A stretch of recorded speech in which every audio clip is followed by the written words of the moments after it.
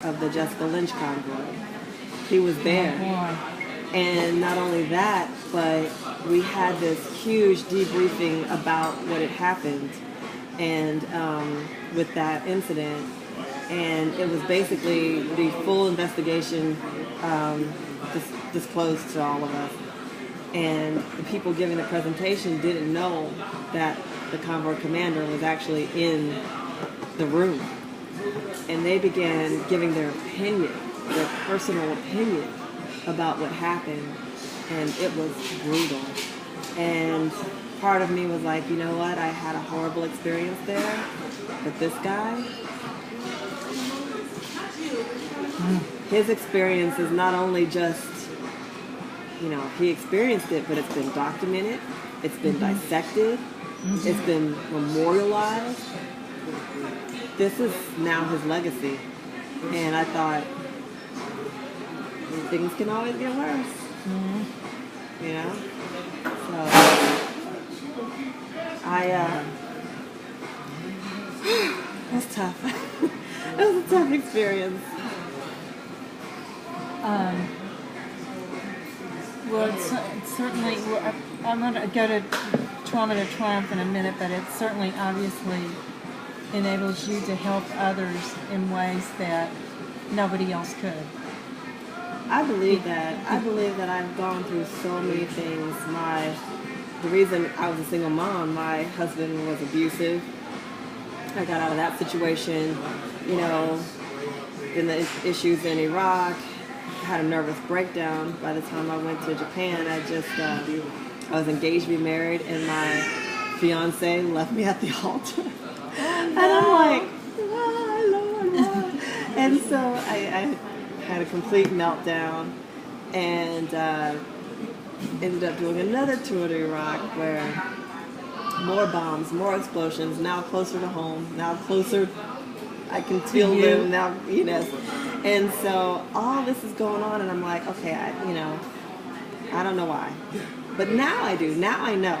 Now I know that I survived all of that. And there are people who don't, because suicide happens once an hour from PTSD. So every hour someone gives up because they don't know how to get through it. They don't know, or they don't have the support, or they don't have the will, or I really believe they just don't know. They're asking, what am I supposed to do now? And they don't get an answer. And so I feel like I've gone through all these different things. And I made it, and now I can repeat that with other people. I can help them. I can say, okay, here's where I was.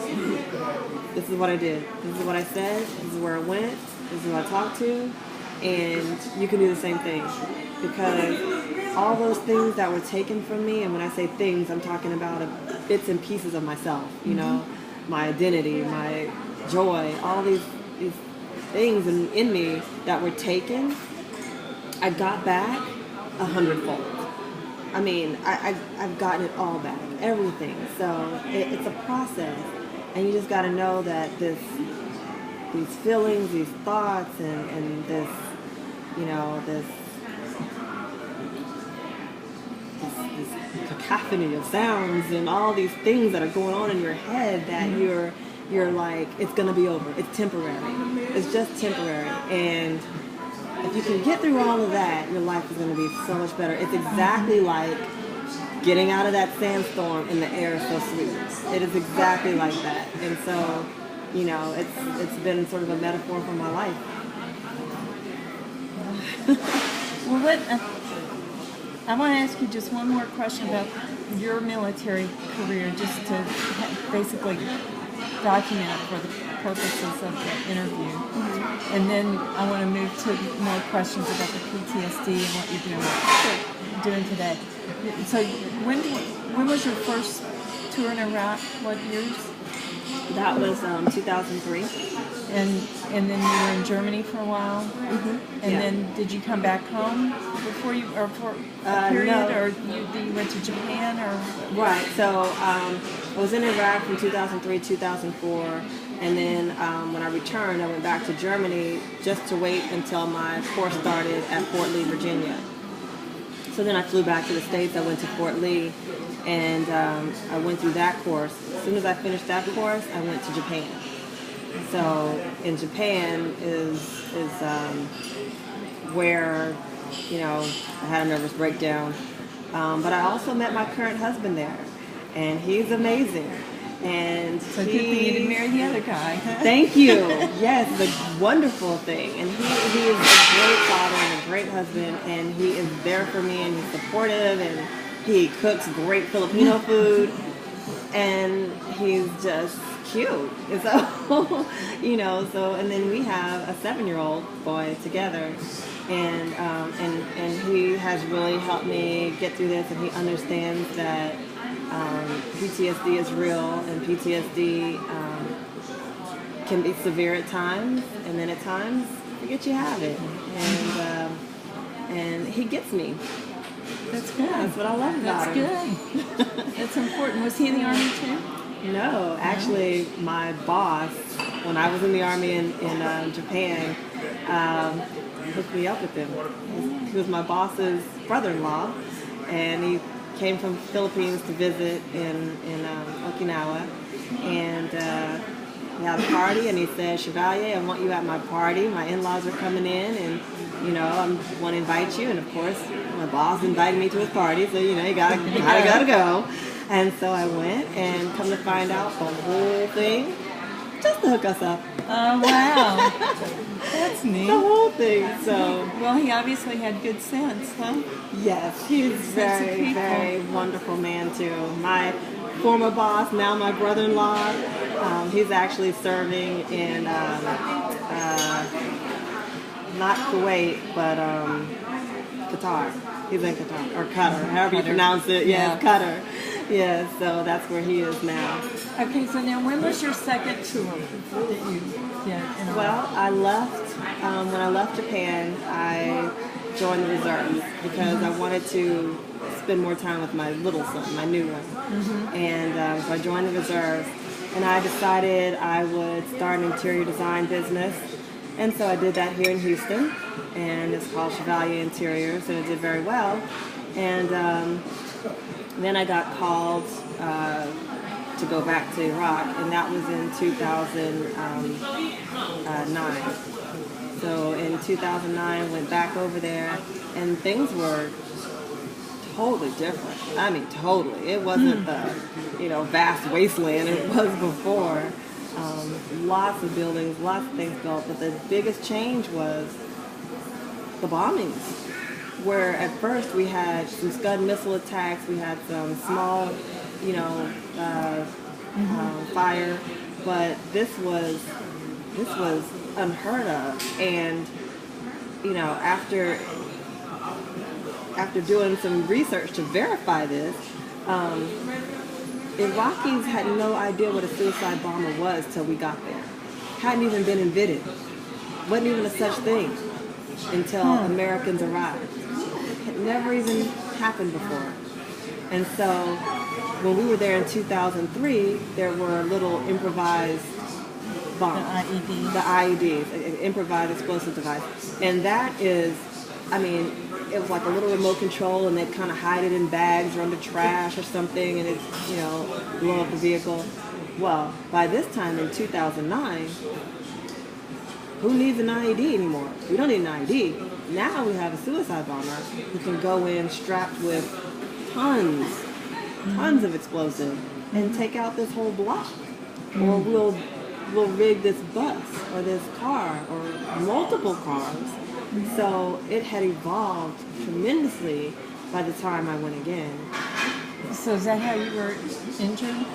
No, I was born with scoliosis, and I was injured in Iraq, but it was just from carrying a bunch of equipment and all of that kind of thing. And then there was a bus bomb that exploded near us, and it caused that I was by my wall locker, and the wall locker fell over on top of me, and that hurt my back. And so when I got back, I went through the process to fix my back, basically. And So they ended up fusing my spine, and that's how, why I have the whole long scar. So it was sort of like, well, you were injured, you have this thing happen, we can fix that little bit, or we just will go ahead and fix the whole thing. And so my scoliosis is corrected, and I have straight as an arrow, and I'm titanium reinforced and ready to go. So stronger than ever now. So that is your picture of your back. Yes. On the website. I wondered Yes. if it was you. I wondered. I get 50-50 kind of reaction to that photo from women. Some women are like, I think it's amazing. I think it's strong, and it's beautiful. And then I get some women that are like, why are you nude? Like, why are you staying there with no clothes on? And I always tell them, well, had the scar been on my knee, I guess I would have shown my knee, but it just happens to be on my back. And because of the surgery, you have to really stay strong, or the muscles atrophy, and it causes a lot of pain. It actually is more painful not to work out and stay in bed than it is to get up and do something every day. And so I thought, well, this is where my scar is, and you can't really see it unless I take my shirt off. You can't do it. So I try to be tasteful. So do you ask them, why do you see it as a nude woman? Why do you not see the scar on their back? Ask them. I do, and they just don't have a reply for me. I asked them, I said, this scar represents that you can be scarred, you can be wounded, you can have,